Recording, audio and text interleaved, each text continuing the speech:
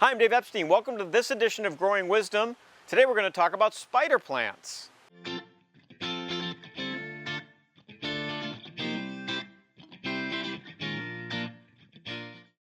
So I'm at Barry's greenhouses in Natick, Massachusetts, and they are propagating spider plants. And I was in the greenhouse and thought, hey, what a great opportunity to talk to you about this wonderful houseplant.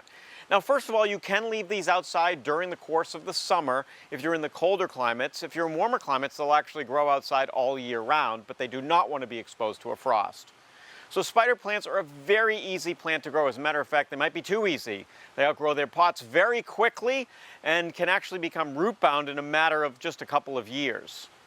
One of the things I like about the spider plants, of course, is the color. They are variegated, and they're called spider plants because they have all these little tentacles coming out of them. But the spider plant, basically the traditional one, comes in white and green, and you'll notice it has these wonderful long leaves with the margin of green on the outside and a big white stripe on the middle. If you look closely, you can actually see there's a little bit of green even in the white part of the plant.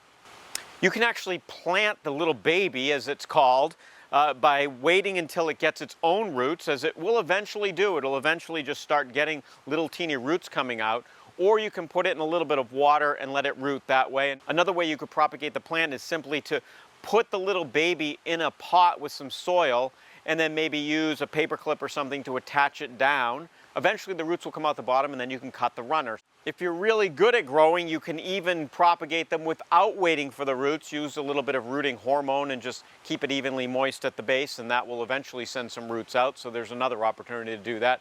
But certainly spider plants are super easy to grow. One thing is they do not want to be wet. They will rot, so you want to let them dry out between waterings. In terms of light, I like to keep them in a bright window. They don't want to be exposed to too much sun. They tend to not look as good if they're in bright, harsh sunlight.